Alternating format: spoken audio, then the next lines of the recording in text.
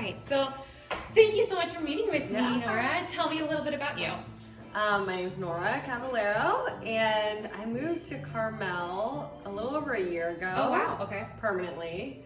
My husband's family had been coming here for years and had a home here, so we were kind of like always in and out. Love, okay. Yes.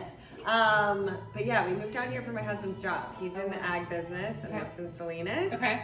We had been in San Francisco before, and I spent 12 years as a buyer at Pottery Barn. Oh, wow. So I had like retail in the blood, Okay. and when we moved here, I got to kind of live out my dream and open my own store, which is where we are right now. Okay. My store, House of Cardoon. So yeah, I've been open for a year on Saturday. Yay, congrats. And yeah. Wow, perfect So timing. far, so good. I know, right? Your Yeah. anniversary. Yeah, exactly. So tell me a little bit about the store. What is it? What do you have in here? Tell me about. So kind of my tagline is a rainbow paradise for the home from makers around the globe. So I love color, and through my job at Pottery Barn and just like in general a life passion for travel, I've been all over the world and kind of like shopped everything. Yeah. Professional shopper. Of is course. what I call myself sometimes. Yeah, professional researcher. And, yeah, exactly. And I love color. That's sort of the foundation. But I wanted to have a store that sort of blended together all the different styles and cultures of home goods and decor from around the world. Oh, okay. And kind of like make it make sense through color. Okay. So the store is organized by color. Okay. But it is a representation of styles and artisans and makers that I've loved over the years, from London, Paris, Mexico, lots of places all over the US. And I try to find really unique things. In some cases, I'm the only store in the country that has them. Wow. So yeah, and then I'm in front of my art wall. So when I kind of set out to open the store, I debated being an art gallery. Oh, wow. Because art's a big passion. Okay. But ultimately what I really wanted to do was show art in context, because I just feel like that kind of like gives people a sense of what it might look like in their home, instead of being like, you know, showing one artist at a time. I wanted to show multiple in different styles. Absolutely. And then within the environment of, you know, this colorful home decor land. Oh, neat. Okay. So it sounds like you're really embedded in kind of your organic, neat mindset, especially on an art level. Kind of bringing it into Carmel. And when you got here, what would you say is like your client, or like what does your customer look like typically, or like your target market maybe perhaps? I think I've been like pleasantly surprised that the customer is really varied. Okay. I feel like that means there's kind of something for everybody. Sure. My favorite comments I get are from kind of like old school Carmel, like people who like are lifers here, and they've come in and said, oh, this is like old Carmel, like this artisan thing, like this is like what it felt like. Quintessential artisan vibes. Okay. So that I feel like is like a huge compliment. Yes. And I loved hearing that it sort of felt like especially as a newer successful business owner here too, I would imagine. Okay. Yeah. So that was like, I don't know, that has been really like nice to hear from some different people, just that they really appreciate that, you know, I've taken things from all over the world and like brought them here to service a community that really values that quality, but also so many visitors come to Carmel from all over the world. So it's kind of like, I don't know, kind of appealing to both. And then my customers also, like a lot of the visitors from the Bay Area and from, you know, the neighboring towns, all the people that come here for the weekend or whatever. Would you say like the majority of your customers are more local, or are they half and half, far away? I feel like it's really hard to say. Okay. I guess I have like a pretty like local visitors. Sure. People that, I mean, honestly, Texas, like all the Texans that visit. A lot of people. They're my Texas love us here. Yeah, exactly. Gotta shout out to Texas people. A lot of my customers are like local visitors. Okay. And I don't know. I'm still like trying to figure it out. Like Yes. I opened last June, right before the U.S. Open. Wow. So my initial like shot of customers was like a lot of visitors because it was during the summer. Right. And then I feel like, you know, towards Christmas and stuff, it was like more local people. Mm-hmm. So I feel like it sort of changes throughout the year, but kind of makes it interesting because the customer's always changing. So it's fun to, you know, always engaging with new people. Okay.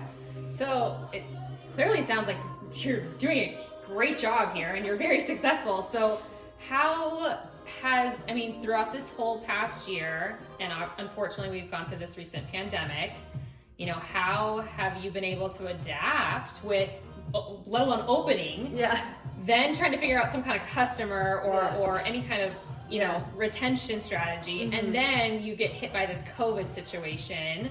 So walk me through that. How have you been able to be successful during this time? Well, I mean, it's been such a wild year, for sure. I think that, you know, I used the foundation that I had about learning about how to run a retail business, like from my previous career, which I think definitely helped, but also it's totally different when you are just an entrepreneur and doing your own thing and whatever. I feel like I'm really into the data and into the numbers. So I'm like really into crunching doing numbers the analytics. Really so I really let the numbers guide me, or I try to let the numbers guide me. And then also kind of like reading and reacting to what people are buying and the price point that they're buying. And so that I think was kind of like a big focus pre-COVID. When the pandemic started, obviously I had to close the store, which I took as a welcome opportunity. Like I always would say to myself, like, I wish I could just pause the world so I can do my to-do list. Sure. And I got that chance. Okay. So I basically spent the time, the main thing I did was I turned half the store into a photo studio and I took photos to build my website.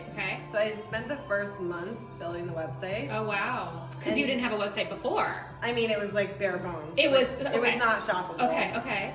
It maybe had like, I don't know, 5% of the products. So it was a big undertaking. I'm not a very good photographer, so I had to like... You learned about it. You figured it out. Yeah. So I pivoted to do that and be like a web coder because I built the website. Oh wow. And luckily it was working. I used Instagram as like my main vehicle to reach. Like, so I used Instagram a little bit, but not nearly as much. Like I was like on Instagram constantly, got carpal tunnel. It was like a whole thing. Wow. But it was the main way to drive people to the website. So then my time was pretty much spent like fulfilling orders and being a, you know, fulfillment expert. So I feel like that's, I mean, honestly, the thing I would say has made me the most successful is just I'm not above any task. Like I'm a pretty much like sole operator and I'll just do whatever. So whether that be I'm a fulfillment specialist or a web coder today or a photographer, it's just like take it as it comes. And are you a one-man shot here and it's just you, or do you have some help? Okay, wow. Pretty much. I bet your hands full, girl. Yeah, no kidding. I have a few people that help out and, you know, run the store when I'm not here. And then I have one helper who knows the systems and is like very good at the system, so I often will call her. Absolutely. We need our resources sometimes. Yeah, exactly.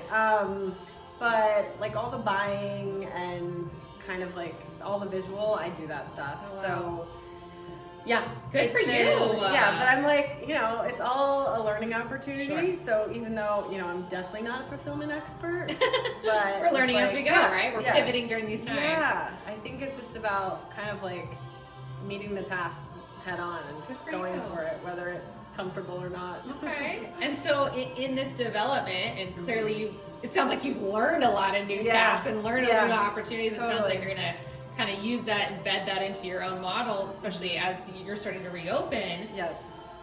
I mean, kind of bringing it back to Carmel and for you, what does Carmel Rising overall mean to you, or how has this, you know, for future? I'm trying to like focus on like what to do now here in the future for you. So what does that mean for you in your business? Well, I think like I've been so inspired by so many local businesses and seeing them pivot like certainly motivated me. And like now with the little parklets and like the way that everyone is just sort of like, okay, this is the new normal, this is like how we're adjusting. So Carmel Rising means to me just that we're able to take the new norm and adjust to it and be able to definitely welcome our local community and then welcome visitors. But I feel like it's just like making people feel safe and comfortable, but being who we are and, you know, kind of like not really changing, but just like adjusting to the new way of shopping. Meet the new like, I don't know, regulations, whatever it is. Awesome. But I feel like it's so special what we have here. So it's like cool to see the ways that people are embracing the new, I don't know, just like the new way of operating. The new norm. Yeah. Really neat. Yeah. Well, thank you so much for taking the time to meet with me today. Thank you. Thank you.